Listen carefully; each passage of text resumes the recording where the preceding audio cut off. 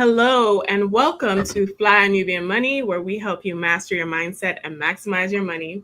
I'm your host, Athena, and today we're talking about an important but often overlooked topic, mental health in the Black community. So earlier this month, Nick Cannon revealed his diagnosis of narcissistic personality disorder.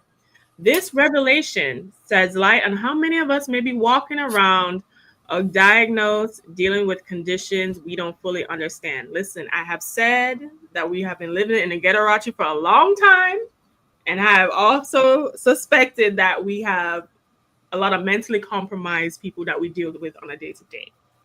But mental health issues are real, and in our community, they're often dismissed or met with the belief that we should just pray it away. And today we'll discuss the spectrum of mental health disorders, how to identify them, how to seek help, and why it's important to normalize these conversations in our community. Now, joining us today, I'm so excited. We have Felice. She is a licensed clinical mental health counselor and the Be Big coach. We have Joe Corley, or I affectionately call him LL Cool Joe. He is also a licensed, you need to put down a shirt, a licensed mental health therapist and counselor as well. And we have Chalet, is it Chalet? Chalet. Hello, CEO of Vital Source Realty, honey, because what doesn't improve your mental health in a house, right? A place to live. Exactly. Let it be yours. Own it. Yes. All right. Ownership is the conversation. So before we dive deep, I want you guys to comment below. Do you know anyone in your family that may have any mental health issues? And what has your experience been? But before we get further into the conversation, I would like to take a look at a video of Nick Cannon's diagnosis and what he's been doing. Let's turn to Nick Cannon, who says he needs help after being diagnosed with narcissistic personality disorder. There is a self-importance in me. I believe I am not ordinary. Somebody with narcissistic personality disorder really doesn't follow rules. They kind of think that they are the center of the universe. They also really have a hard time caring about other people. While they may be superficially charming or charismatic, when you scratch the surface, they often won't be there for you. The 44-year-old, who also has ADHD, says he discovered he had the disorder after undergoing tests, but still doesn't fully understand the condition. Nick says he is healing and is embracing therapy in such a strong way. Narcissists often suffer from anxiety, depression, other mental health disorders, and that component can often be hereditary. Plus, the environment that narcissists create for their children is very cold and very transactional and is contingent upon the kid performing well. It definitely creates an environment where children often lack self-esteem because of the parenting. Of course, Nick has proudly fathered 12 children with 6 different women over the last 13 years, telling E.T. he makes time for them all. Being a dad is what my life is about. Narcissists often want other people to see their prowess, and that can be from collecting trophies and awards to, having as many number of kids, but those kids really need to be reflections of them and really make them look good. Therapy. Okay, so that was a lot. My first question, we're going to go to the therapist. Felice, what exactly is narcissistic personality disorder? Like, how do we define that? Because I know there's a lot of talk about it in the online space. Everyone's a narcissist, a narcissist, a narcissist. What exactly is it? So thank you for saying that, because I noticed that too, and everybody's throwing that word around. So I'm going to read it from my Diagnostic and Statistical Manual of Mental Health Disorders, right? So I'm going to give it to you from straight there. So first of all, narcissistic personality disorder is in a family of personality disorders, right? And so it's a pattern of grandiosity, need for admiration, and a lack of empathy. So it has a grandiose sense of self, which is an importance that exaggerates its achievements, your talents, and expects to be realized as superior. Without the achievement, to align with it. It is preoccupied with fantasies of unlimited success, power, brilliance, beauty, or ideal love. It believes that they're special, or they believe that they're special and unique, and can only be understood by or associated with others who are considered special or of high status.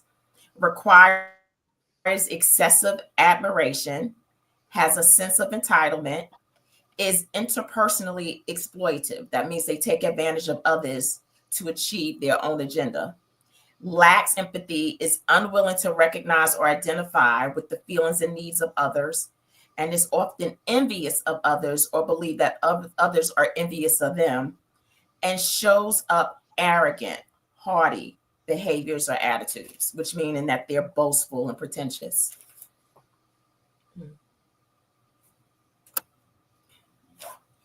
This sounds like people I've worked with before, dated before. Like, you was reading it off, I was like, listen, like, how common is narcissistic personality disorder in like the general population? Do you know?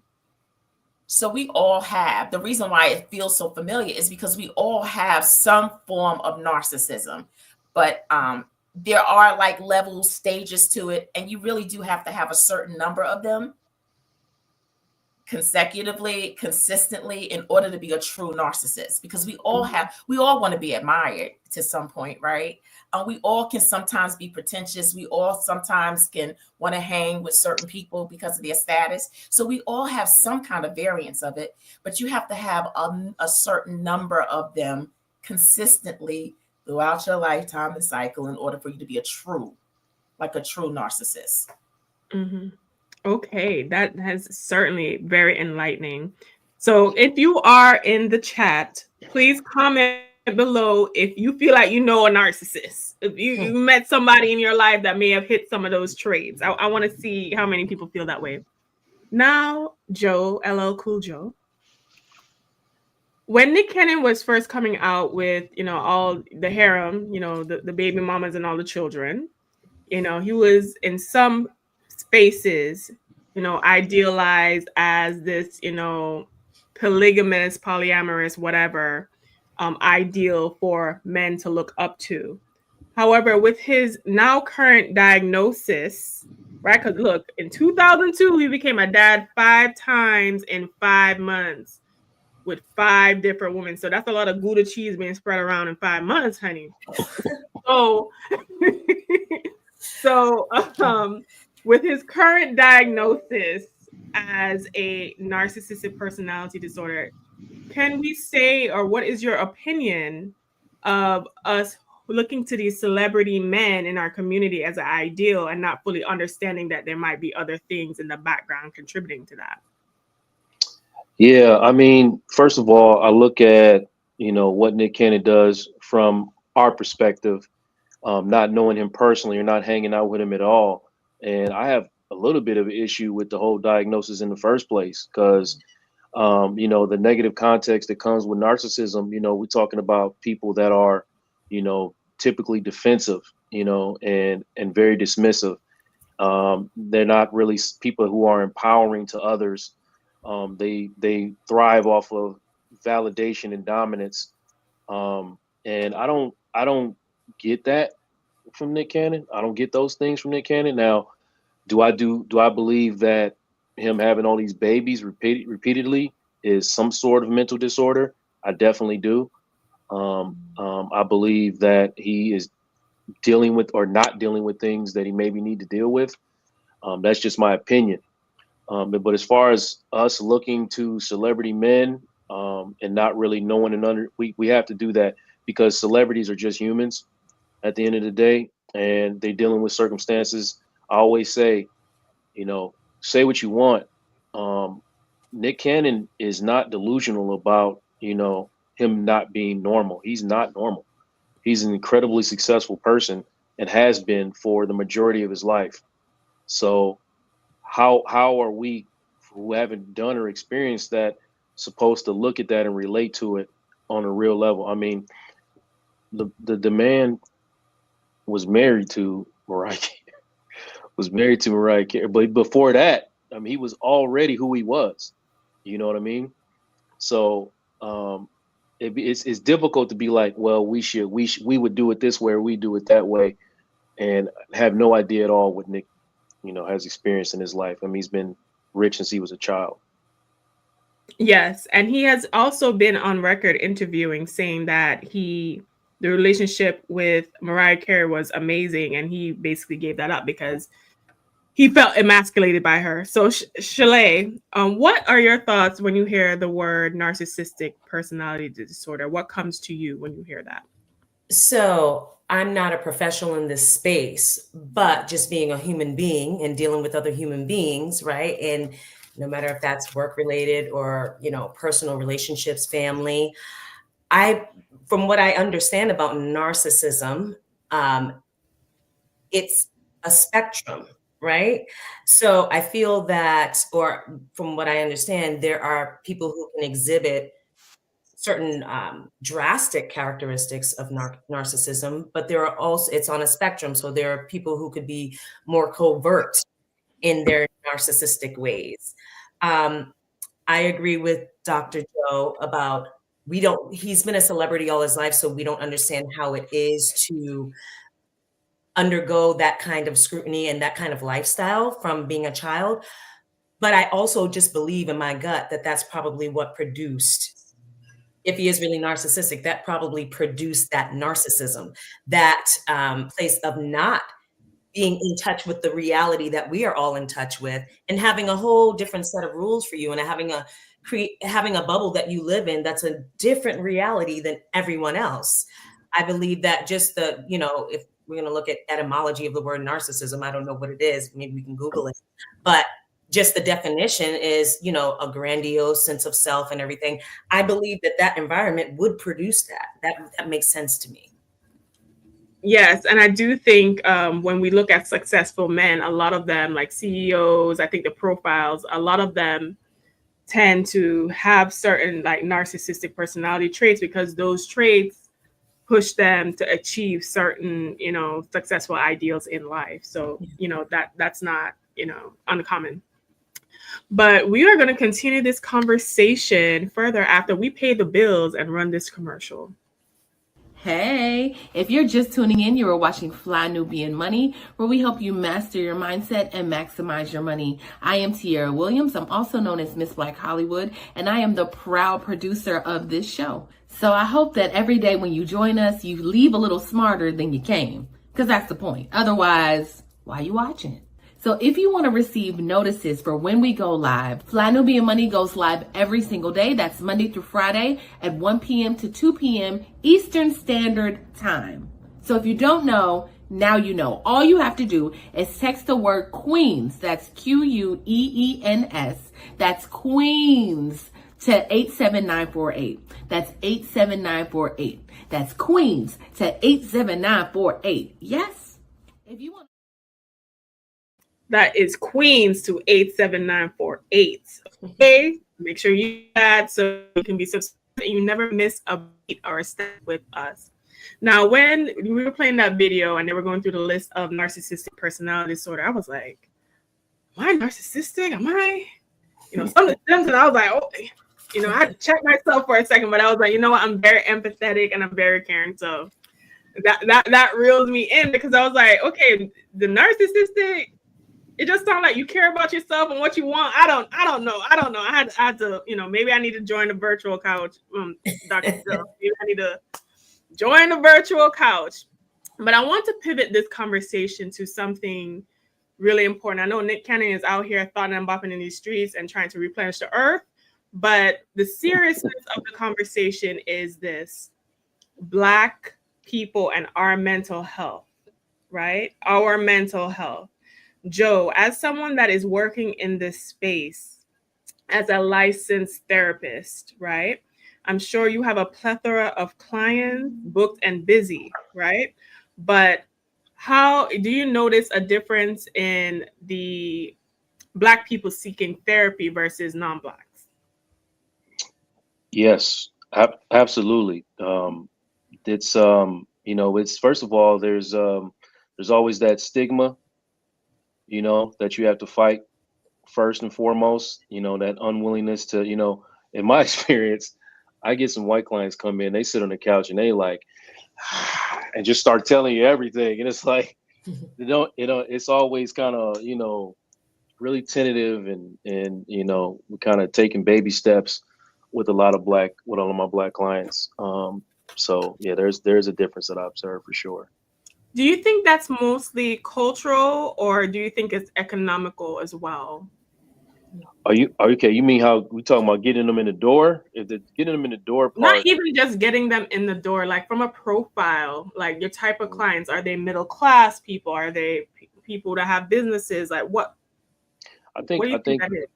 I think the thing that surprises people is that a lot of my cash pay clients, the ones that don't use insurance, those are black folks. Black folks is they got money for this type of stuff and they spend it when they have it. So yeah, no, but it is cultural as well. Like it's cultural. I don't know if economics really fall into play, but I mean, you get a spectrum from And from can I folks that add can to afford that? Can I add to Yes, that? I was literally about to pivot to you. it. So, with 13% of the population, let's just say we're equally half. I think that is changing. I mean, most of my clients are African American, yet, and a lot of them are women. So I don't think it's the same as it was before.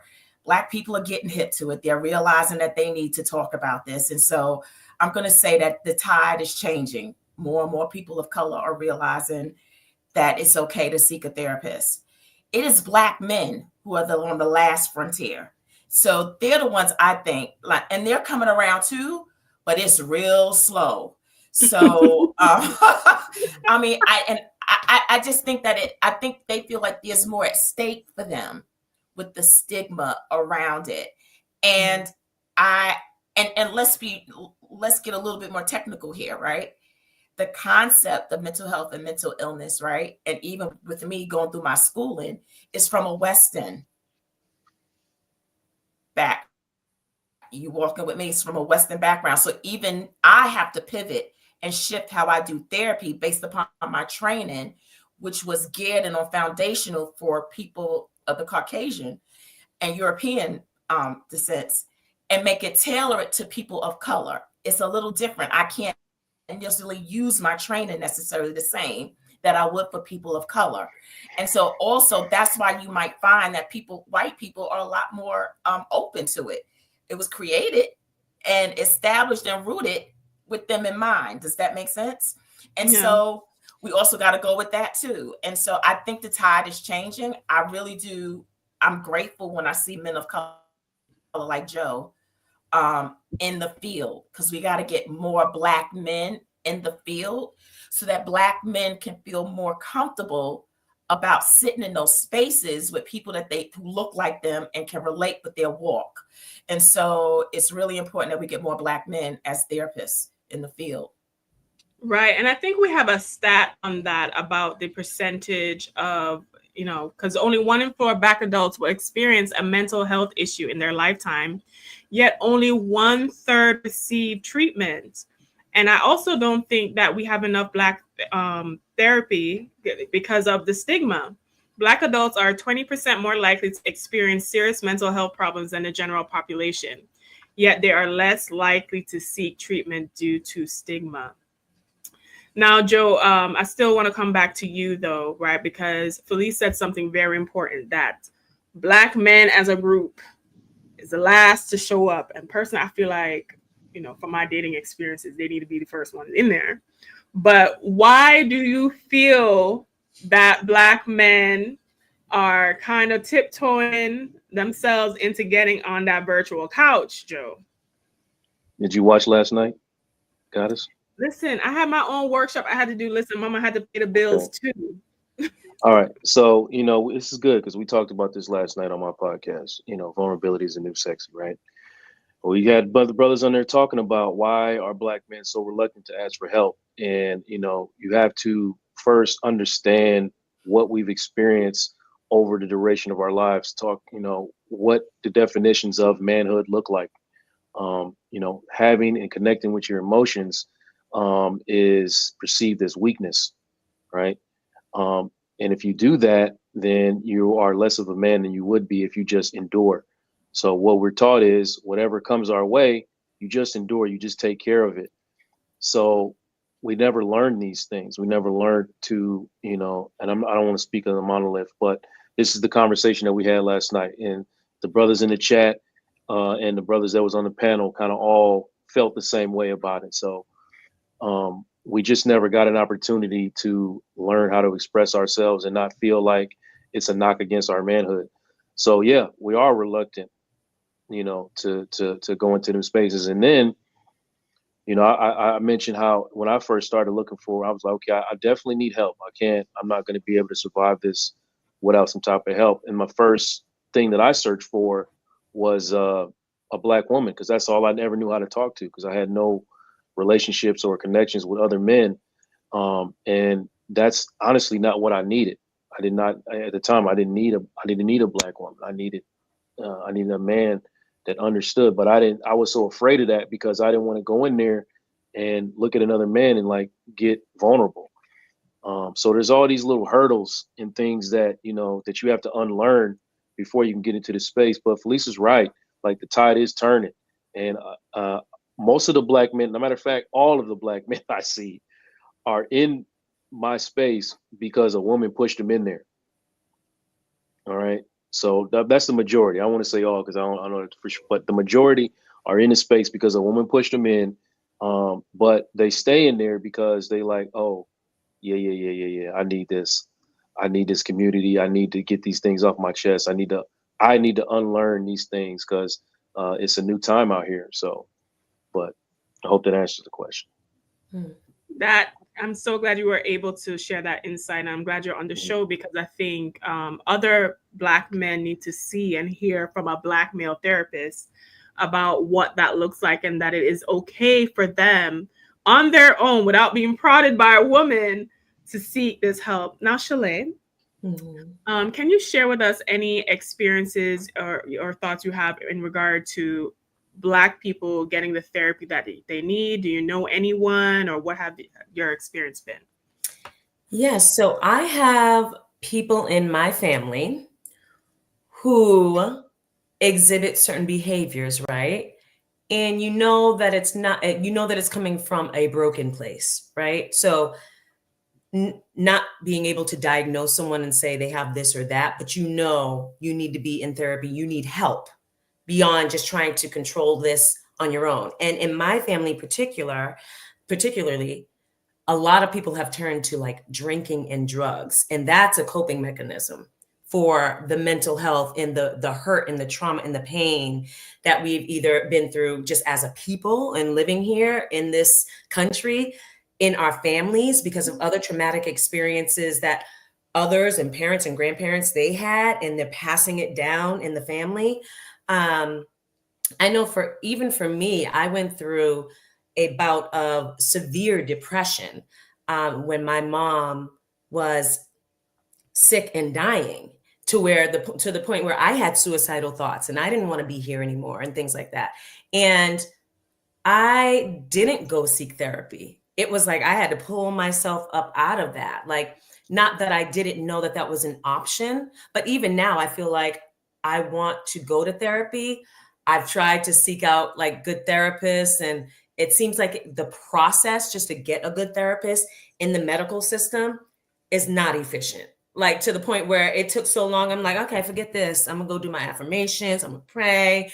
I'm gonna, self-soothe kind of. So I think that a lot of us are out here self-soothing. I have family members who say they are like bipolar. I don't know if that's a clinical diagnosis or not, but I know that also, and I think that this is a problem, some people may use these self-diagnoses to excuse behaviors that need to be addressed and they need to be held accountable for and need to take atonement for. So I think it's just like, it's a confusing thing, right? Because I do believe that there's mental health issues rampant in our community, just rampant in humankind. And I think that maybe to a certain extent, it may be getting worse because of social media and all of that kind of stuff. Maybe, I don't know.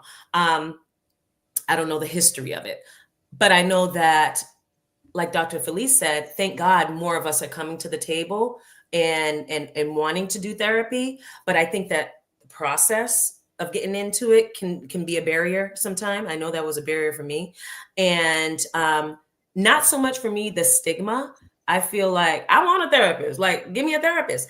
But I think the process, and then also people coming to terms with the fact that they actually do need help or that something wrong. I think that a lot of times we're walking around here and not wanting to take accountability for anything, knowing that something's wrong. And it's just, I hear this so much, especially in our community.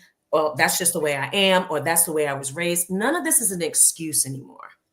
And I just want us to change the narrative. It's like to download some new software, okay? Because the old operating system that we're operating on, and I'm saying we, we're not a monolith. I'm saying we just as a general term, the old operating system that a lot of us operate on is not healthy for us. And it does not help us in, relationships and trying to keep our families together and trying to create new families and things like that. I've just come upon the term dismissive avoidant, and like the attachment theory stuff. I didn't even know this stuff existed. Listen. Like you have to basically be like a walking DSM-5 manual these days to like encounter. I need to do more, research on this. But I came across it like 3 months ago, and I'm like, oh, I just call those people assholes. Like you're just an but there's a thing. It's a thing now, and and supposedly that's not a personality disorder, but to me and the people that I know that I believe do have that seems like that's a personality disorder. So it's just really confusing. It's confusing. Yeah. It's a confusing space to understand. And there's a lot of sound bites that are floating around, and people pick up on the band and jump on the bandwagons of things too. Yeah. It's confusing. It's such a confusing space, and I'm glad that we have Felice and Joe here to unconfuse it for us, and we will continue that conversation after this lovely commercial break. You want to grow your money and not blow your money, as Constance says, check us out at flynubianmoney.com. There's all kinds of resources, programs, videos, resources. In 2024, there's no reason to be broke when there's information all around us. So get your money right. flynubianmoney.com. flynubianmoney.com. Okay, so I know when it comes to therapy and mental health, economics is also in play in here. And also access to care is very important as we discuss these things, because only 2% of psychologists in the US are Black, creating cultural barriers to seeking help, right? So that's according to the American Psychological Association. So Felice and Joe, I'm going to start with you, Felice, first. How do you feel about that only 2% of y'all exist within the space? So psychologists are different from therapists, right? So psychologists, they're the ones that do the assessments. So if you have a child that you think might have autism and you want to get them assessed, and they're the ones that do that. As a therapist, I'm in a different field, and psychologists get paid, they get paid more. So they have a higher degree.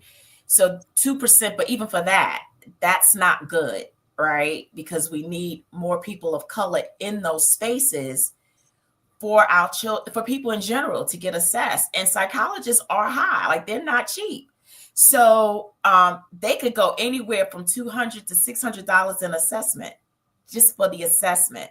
And so right, it is a factor. It is a barrier. And what Shayla said, did I say your name correctly, ma'am? Shalay. She's right. It's so many different ways. Like, how do you even start to look for help, right? And so I tell people all the time, if you are working for your job, they should have an employer, an EAP program, right? And so what does that mean? That means that it's an employee assistance program that they will give you 5 free, 6 free sessions to start out with. That is a great place to start. But you got to get rid of, I don't want people at work to know, because that's confidential too. Like nobody knows that you call them.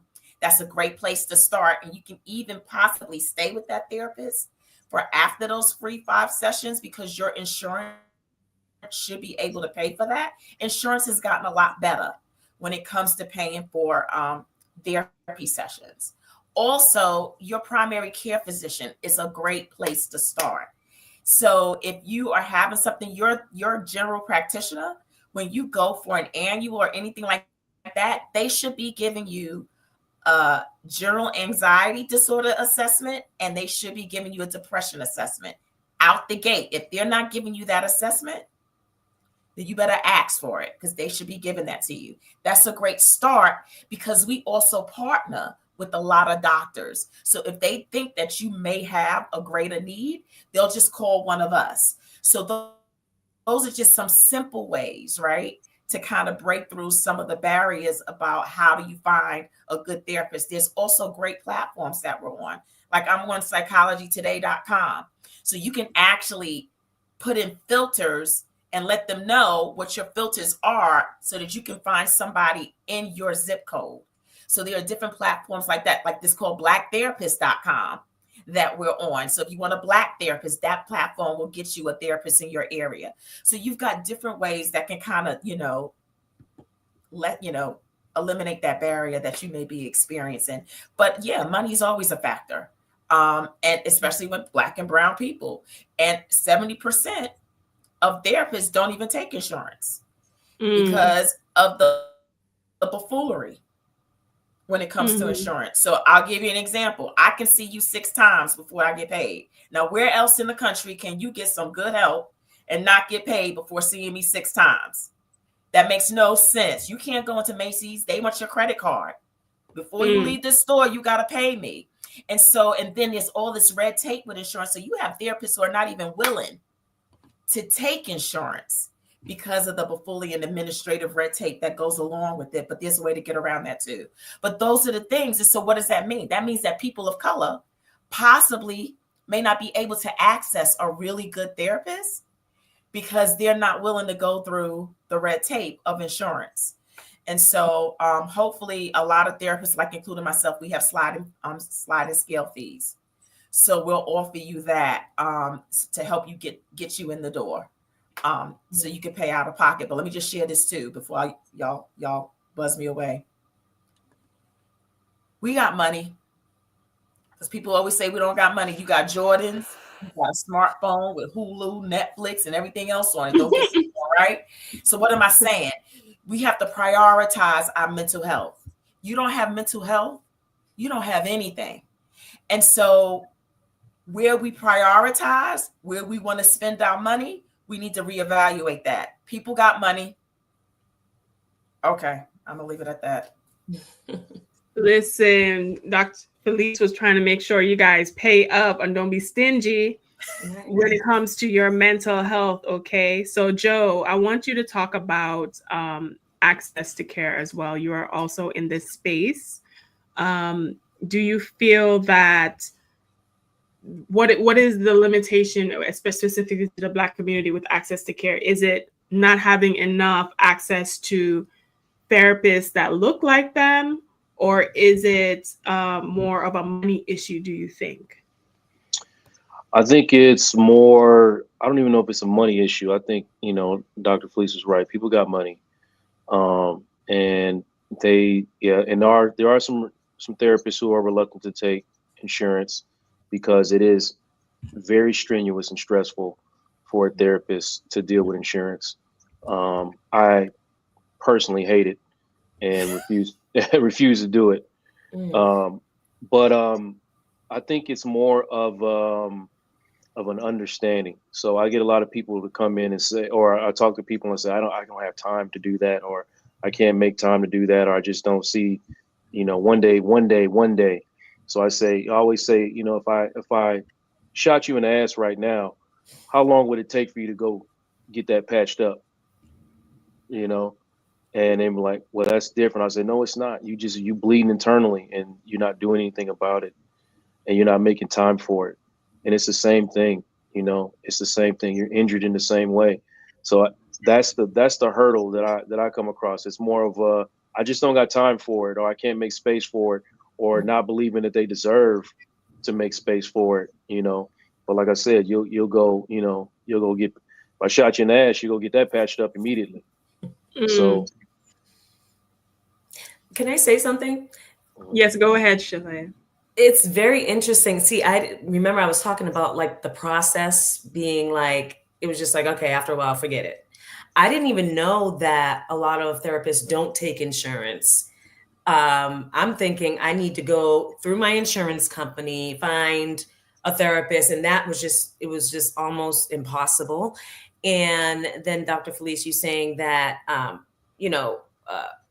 get a referral from your primary care and get those assessments. But what if it's like, what if you don't have, I feel like when you go to the hospital and you talk to your doctor, if you don't have an acute situation going on and you just want maintenance therapy, will they still refer you? And then how do you work around?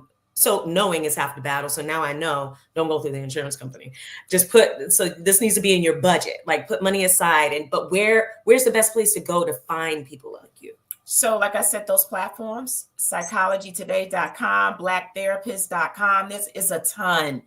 Google, platforms, right?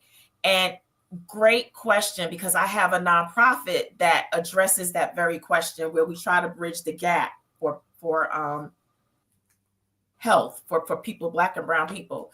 And so we have to do a better job of educating ourselves and advocating for ourselves, because it's something about Black and brown people when we go into facilities that have to do with mental, medical, or anything, they push back on us. And a lot of times we allow them to push back on us and send us home. No, ma'am, no, sir. You have to stand your ground, and you have to know that it is your right to get the help that you desire, no matter what the level, if it's acute or if it's severe. If you believe and want something, get it. And you don't leave until you get it.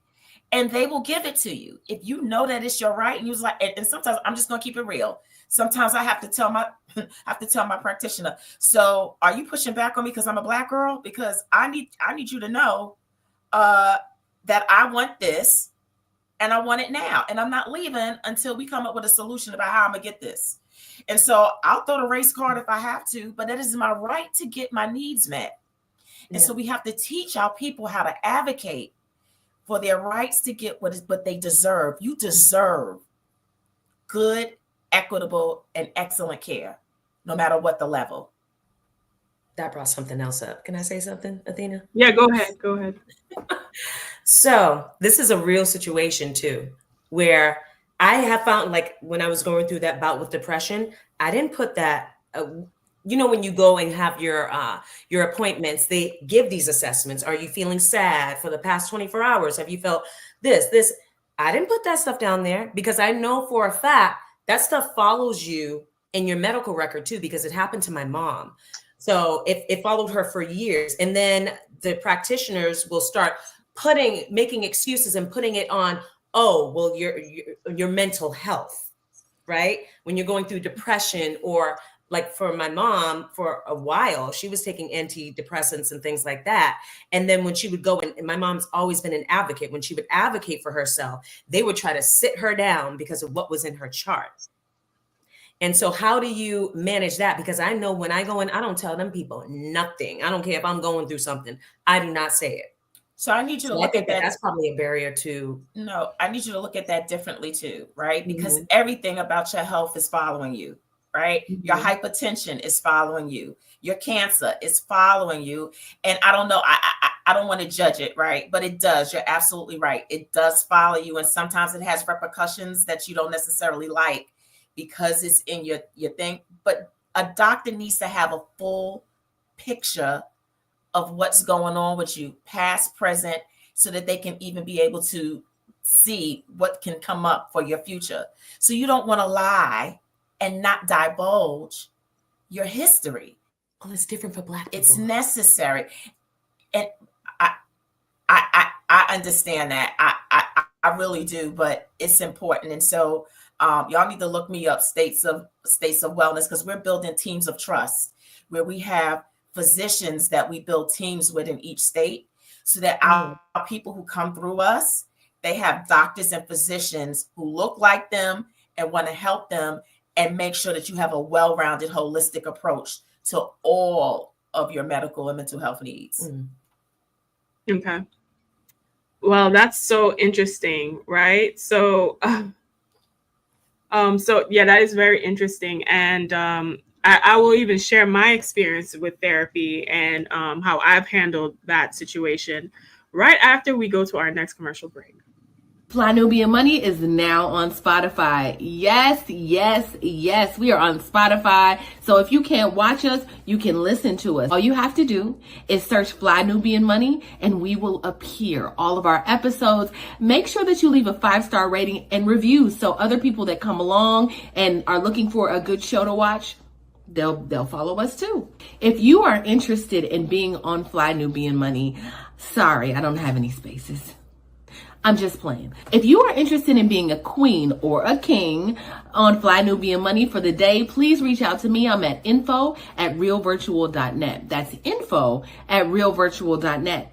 Also, if you need help with your business, go ahead and send me an email for that too. Okay. I've said enough. Now back to the show.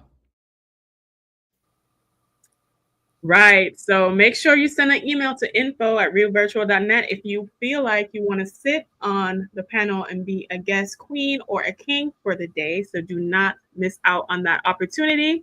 A lot of you guys get excited in the comment section, but when it's time to cam up, it's a problem. So if you want to be seen and heard, send the email to info@realvirtual.net and head over to flynubianmoney.com.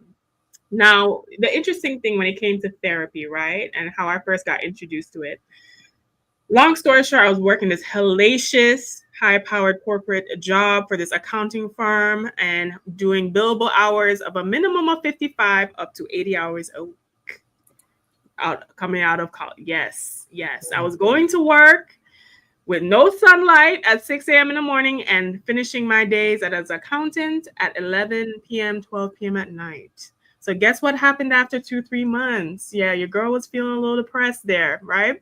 But at the time, I didn't really identify it. I just feel like, I'm just going through a rough time right now. I'm just going through a hard time right now. And it was actually my fiance at the time who was like, I think you need to go see a therapist. And I was like, I'm just sad right now. But he also had a diagnosed mental health issue. So I think he could identify that something was not right. So anyway, but I tried to avoid it because in my mind, I thought I couldn't afford it at the time because I was just a girl who paying bills, y'all. I didn't have no sugar daddy trying to save me yet. So I was like, I couldn't afford this. But I just decided to go because it got to the point where I was just like, okay.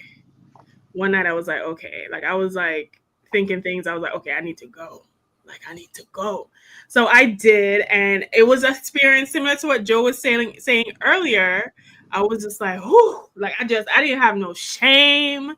Listen, I felt like I was in a confessional at church. Like I felt released. I was like this poor woman. I probably like emotionally vomited on her, but I needed it. Long story short, guess what, y'all? What? It cost me $0. How you do that? To go. My daddy had that great insurance that I was still on being out of college. I was like, oh my God. So I was in there every week. However, stigma came because I told my family and they were not supportive. I got a lot of negative feedback. I thought I raised you to be strong, this, that, and the third, whatever. Mm-hmm. They were not empathetic and it kind of made me feel bad. I still stayed because I knew I needed to be up in there. I knew I needed to be there and I was so thankful.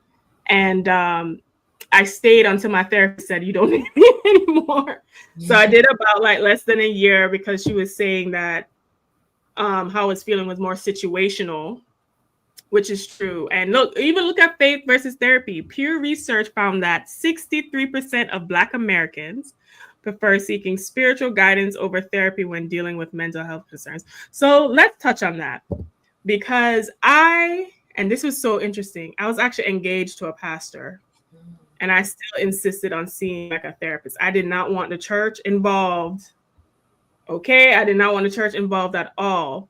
But Felice, why do you think that most Black Americans prefer to seek spiritual guidance or pray it away, or a pastor than a therapist? Is it because talking to God about it or seeing a pastor is more socially accepted in our community than actual seeing a therapist? Oh, that too. Absolutely. But, that's a part of our history and our culture is our faith, right? And so, and I'm just going to speak for myself. I don't separate myself from my faith. And so a lot of clients seek me out because I am a Christian. So I do mention that on my profile so that people who do want a Christian counselor, they can have that in me because they want to be able to relate their spirituality into their therapeutic process as well. And so I think if a lot of people knew that there are Christian counselors out there that can meet them at their faith need, I think they would be more open to it as well. But I just think that it's a culture thing. We've been taught. You bring all your stuff to God.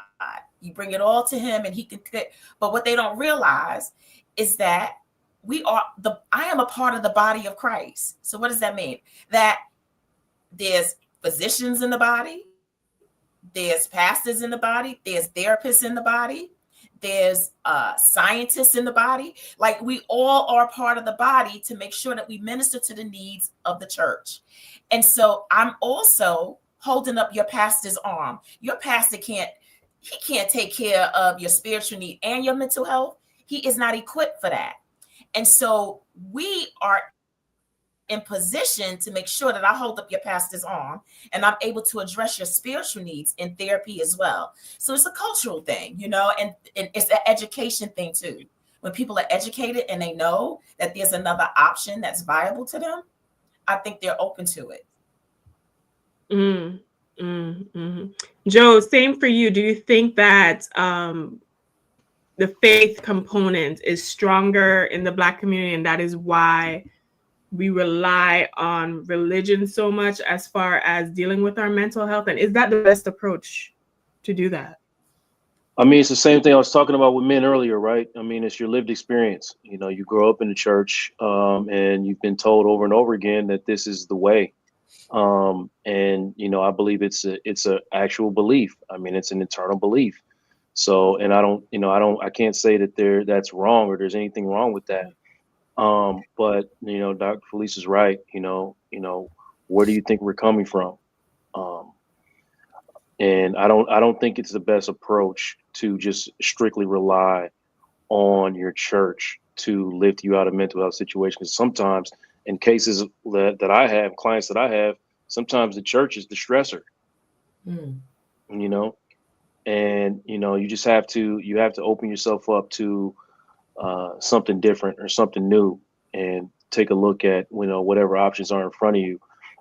Because the church, depending on who you talk to, now, if you have someone like trained and purposed with this, like Dr. Felice, then by all means, go that route. But if somebody's not purposed and trained for this, then you could be, setting yourself up for something else. Okay. All right. Well, that is definitely something that, we need to contend with as a community. I don't want us to not get the help that we need, because even though there are people in the church that can provide guidance and counseling, it is not everyone in the church is equipped or have the training to give the guidance or counseling that you need.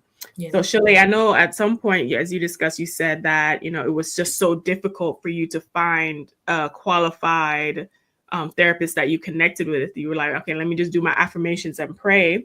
After this conversation that we've had today, has that changed your viewpoint on doing that? Absolutely. So that was at that point in time in my life, but I've always been like, I want to get a therapist. I continue to say, I want to get a therapist, but I guess like I have this vision of how it was at that point. And I'm like, okay, it's going to be a process, or it's going to be an undertaking to try to find a good one and go through the process and the insurance, which I know that's not going to work now. So I wrote down blacktherapist.com, psychology.com, and states of wellness. And hopefully I can reach out, because for me, it's like a maintenance thing. Sometimes you just need to talk to somebody and get this stuff out. You know, so yeah, definitely. Mhm. Perspective has changed over the years about, or right now, about how hard it may be. It may be Mhm. easier. And can I say something just to piggyback off of what you're saying and what you said earlier, Athena? It's something about getting into a space, right?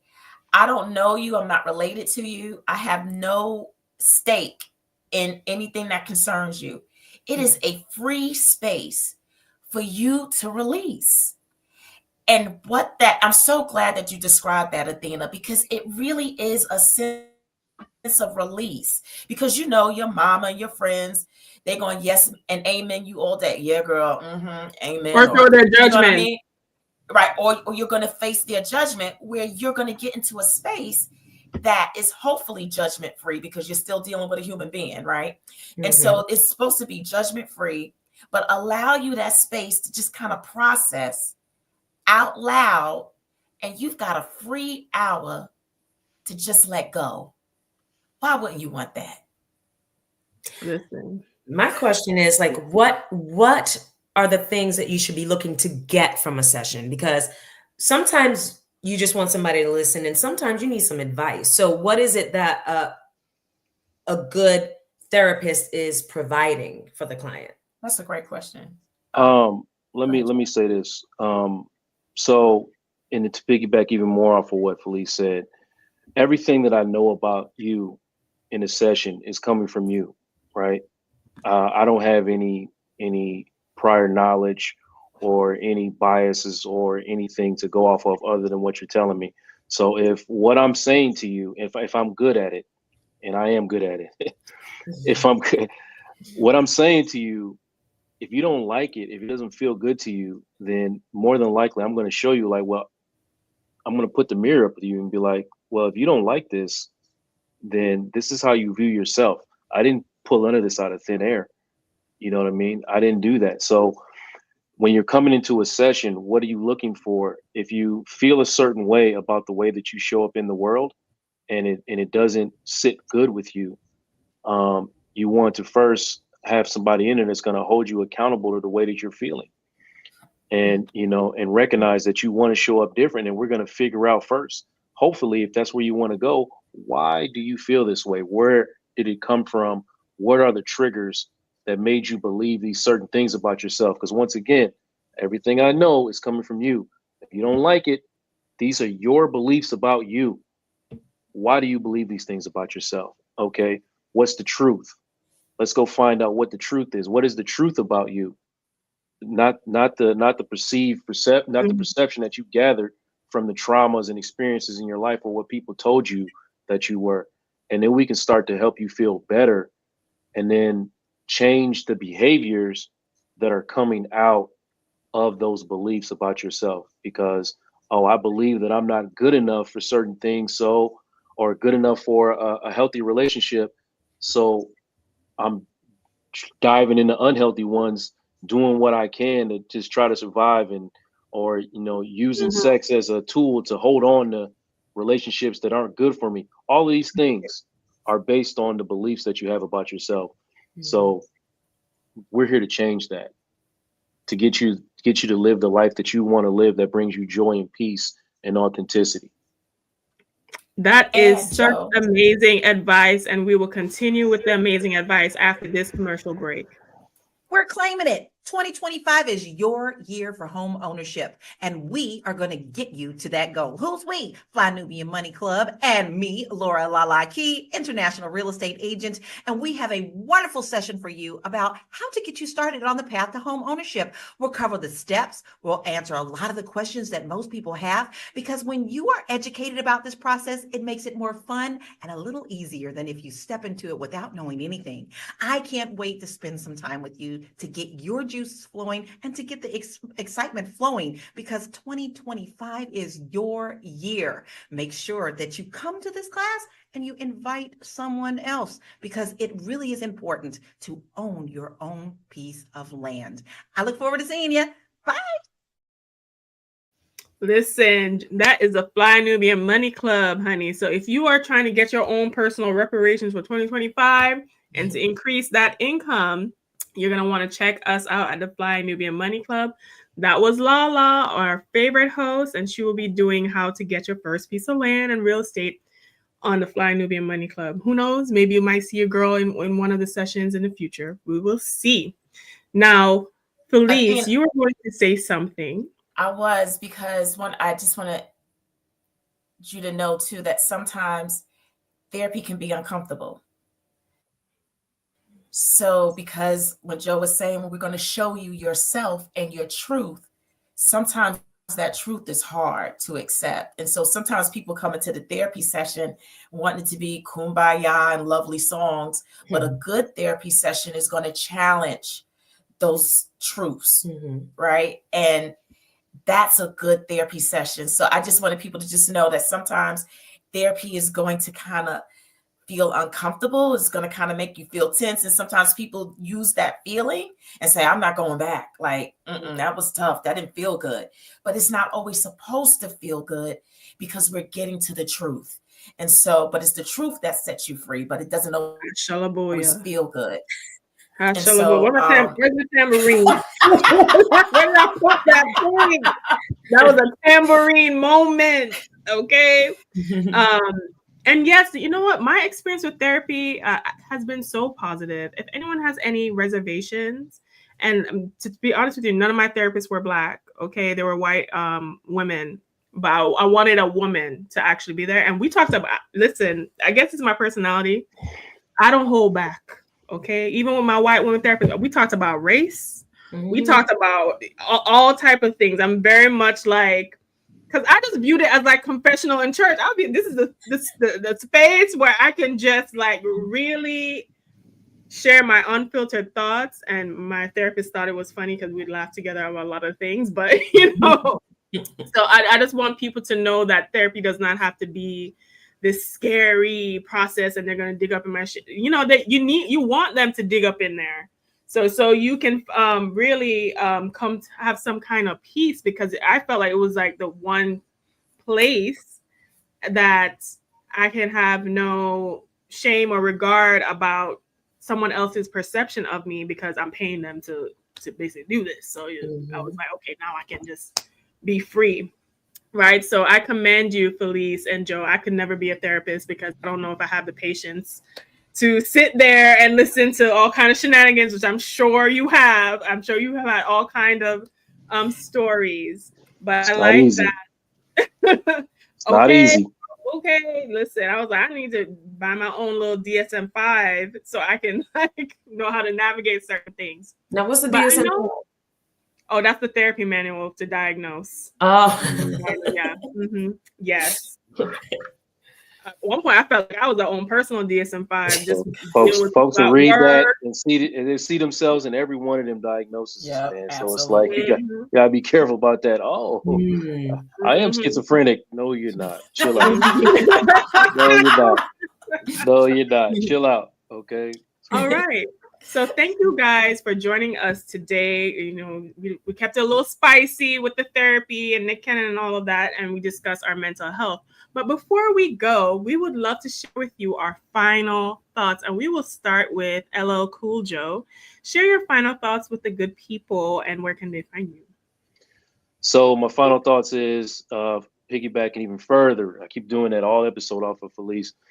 When you go into that therapy space, it is uncomfortable. And to be honest with you, it kind of gets worse before it gets better. And also understand that you're in there by yourself, right? When you leave that therapy space, now you come out changed, but the world around you has not changed with you. So you're going to look for people to, you know, understand everything that transformational that happened to you in that therapy room, but that's not how it works. And nobody's in there with you. So they don't know the things that you're uncovering. They don't, you know, necessarily get all the triggers that made you show up in a way that maybe was harmful to them. So it has to be an internal thing. Like you have to come to a place where you're at peace with who you're becoming, and then you're setting boundaries around you so that people can get used to and accept the person that you're now transforming into. And that's the process, right? That's the process. If you want to start that process, come holler at me. Here's my name is my name on all socials. But my website is consulting.com. Book a session, book a 15-minute consultation. Let's see if we can, start this journey for you. All right. Okay, so Felice, our therapy queen of today, what are your final thoughts? You have shared so much with us, and where can the good people find you?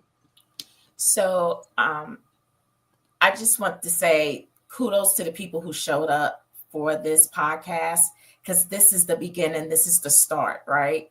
You getting educated about what's available to you, the possibilities, and breaking down the stigma. And the stigma begins with us and our own personal view about mental health and mental illness. And so we have to do some internal work about how we view mental health so that we can begin to really make some strides in eliminating and disseminating the stigma around this. There's no need for it. You need help, go get it. The sin is not getting the help you need or being in denial about you needing help. If you need help, go get help. We are here to help you. And my name is Felice, the Be Big Coach, and you could go on my website, which is www.thebebigcoach.com, and look under my services, and you can get a 15-minute free consultation with me, because this is what I love. I love helping people get the help they need. Let's go get it. Listen, you better get your appointment with Felice before she get booked and busy and can't talk to nobody. All right, Shalay, thank you so much for joining us today on today's show. Can you share your final thoughts and where people can find you? Yeah, so my final thoughts would be that each and every one of us need to take responsibility for our mental health and our state of happiness.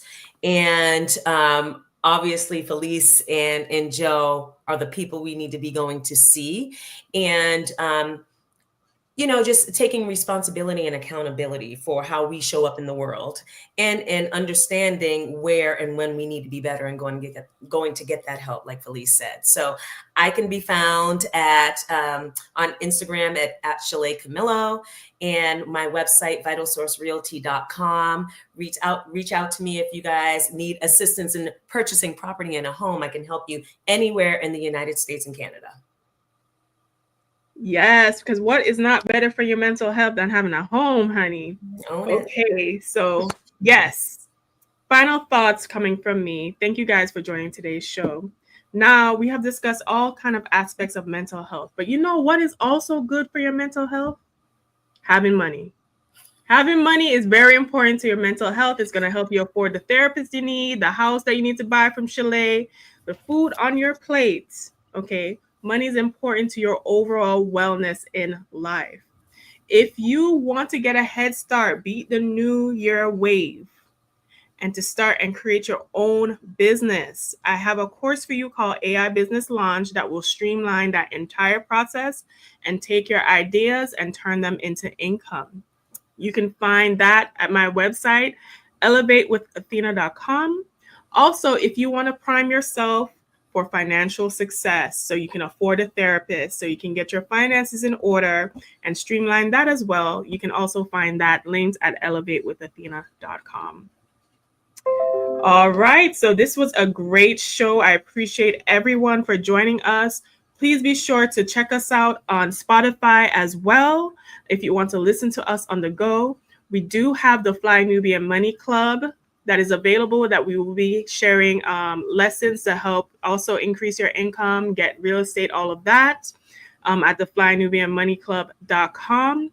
And also, don't forget to text the word Queens, that is QUEENS, to 87948, so you do not miss when we do these spicy, juicy, but also educational and informative lives for you all. We are Fly Nubian Money. We are here Monday through Friday, 1 p.m. Eastern Standard Time. And we are here to help you master your mindset and maximize your money.